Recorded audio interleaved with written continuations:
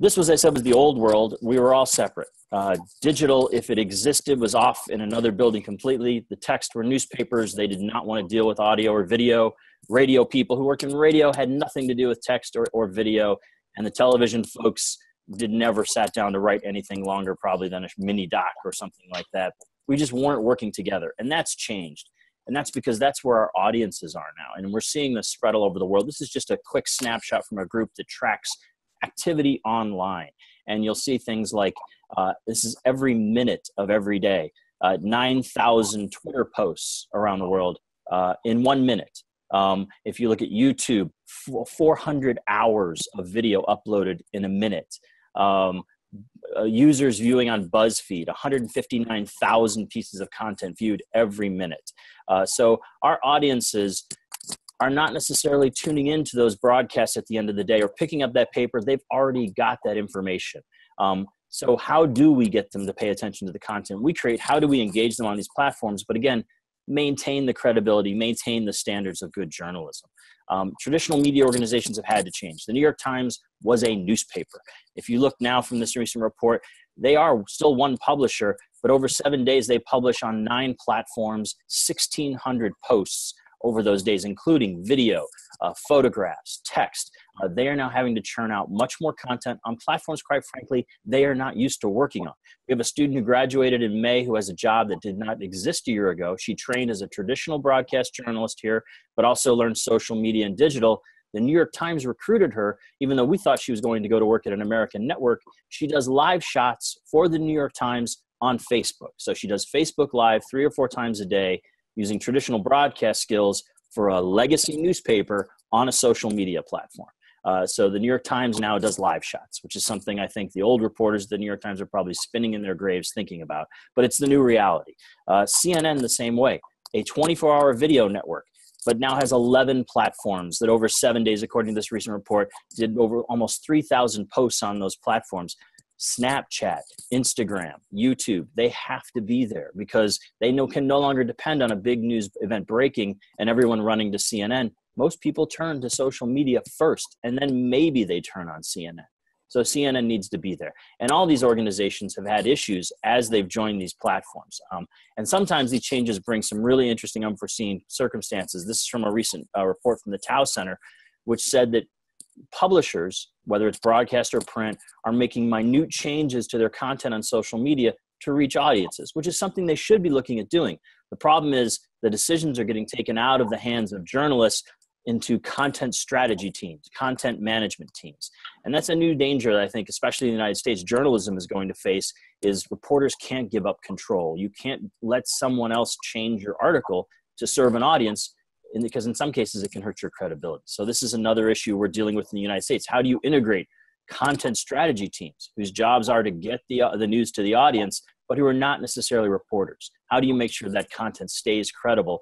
You're working with someone whose main job really is just to get eyeballs. So these issues are all rising for a lot of different media organizations.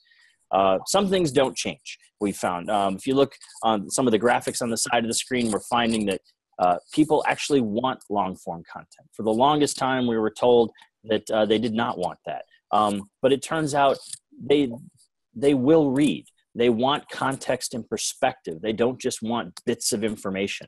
They will engage with long-form content on their phones. For the longest time, even we were teaching here, people wanted short videos, 1 minute long. They wanted short articles because it was a mobile device with a small screen. Most recent studies in the United States and other areas show people will watch long documentaries on phones or tablets if they have the bandwidth capability to really enjoy it. They will read long articles on electronic devices. And they want stories. Stories with a beginning, middle, and ending. The inverted pyramid, which is something we used to teach in print classes, is pretty much dead even in the newspaper world. It's especially dead when you're talking about social media, where people learn through story. And the best pieces of journalism have that. They have a beginning, a great lead. They have the middle that has the context and perspective.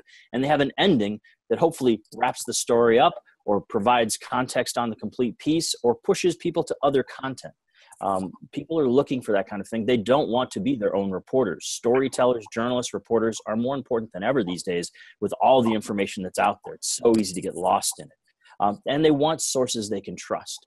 They used to have that years ago when there was the New York Times or the major newspaper in your city, the major broadcaster. Now there's so much out there, they're not sure who to touch. We talked about fake news, so many sites that have a name that's similar to a trusted site, but it's all just junk. People are looking for sources they can trust again.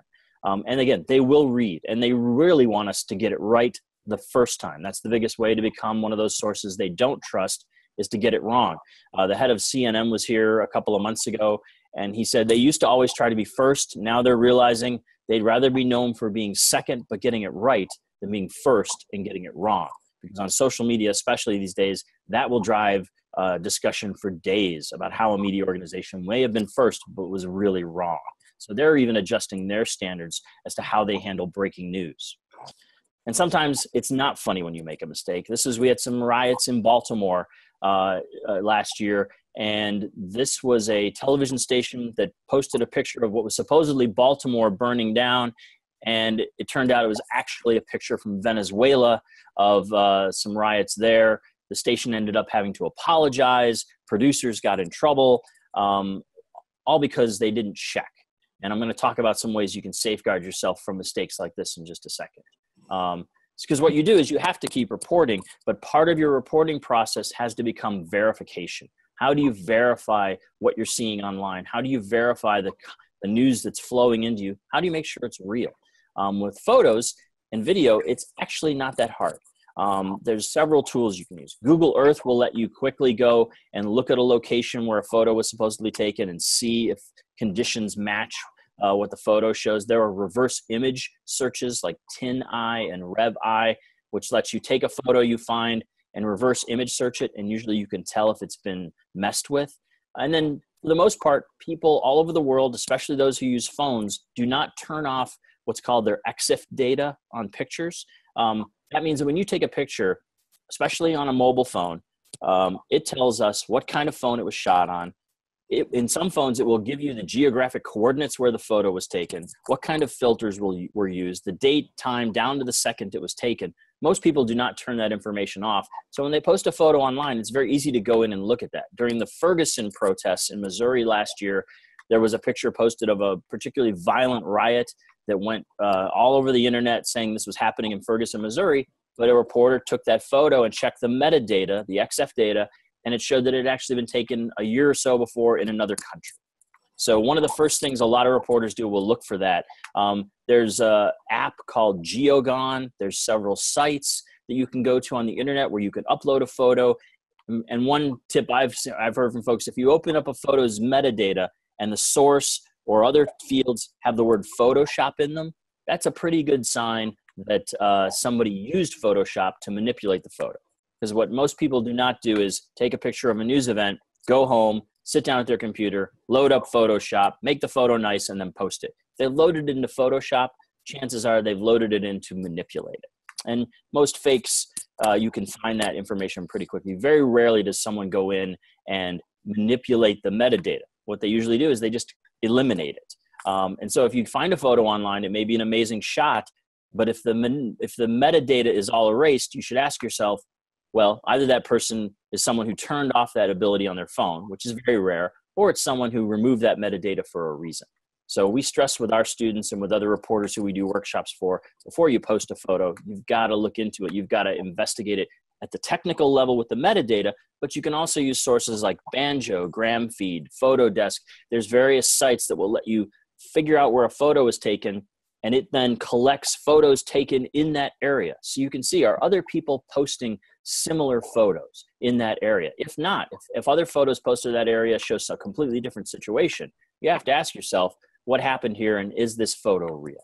And even for videos, there's something called the YouTube Data Viewer, and again, several sites where you can upload a video, and it will tell you where was this video posted, who else has been attached to this video, what other computer servers. It's a great way to see whether that video originated where the poster said it did, or if it's been passed around before and it's again being passed off as a fake, being passed off as something it's not. And you can also just learn the social platforms better. As I said, one of the biggest pitfalls is not to know the platform you're on. A lot of them, such as Instagram and others, have a lot of tools that if you get into it, it will tell you, you can see whether something has been posted that is not posted in a normal way? Is something is wrong with it that makes it just not smell right? That will quickly set off your alarm bells and get you to do some more checking. And you can verify posts other methods too. Look at the account. When was that account created? If that account was created 10 minutes after a particular news event, but they're posting what appear to be amazing photos, you should probably be very careful. A lot of people do that. They create a fake account to draw attention. And then if that account was created and has been in existence for some time, study it. What other accounts does that user have? Who do they follow? What are their views? Are they tricksters? Are they known for posting things that aren't true? And what do they usually post about? If someone normally posts about sport, but then suddenly they're posting about something wildly different that's out of character for them, that's in a location they're normally not seen in, the photography looks very different than the photos they've posted in the past, you have to ask yourself, am I seeing something that's real, or am I seeing someone trying to perpetrate a hoax? And then a lot of reporters will reach out to a poster through direct messages, try to get them on the phone, try to talk to them on Skype. There's nothing better than talking with a person or even face-to-face to figure out whether or not what they're giving you is real or whether they're trying to get one over on you. And again, look at what other users in the area where this person says they are, what else are they posting? Does it match? If you see a wave of photos showing that building on fire, the photo you have may be real. But if everyone else is posting about how wonderful the day is going, you have to ask yourself again, is this real? And again, when I talked about knowing the platforms, one of the great other tools you have if you're using Twitter or you're trying to verify things on Twitter is the advanced search on Twitter. Again, gives you lots of opportunities to look at places near this place where this particular photo or this particular post came from. What other people does this person follow or mention? It's a great tool for really drilling down into who is this person who posted?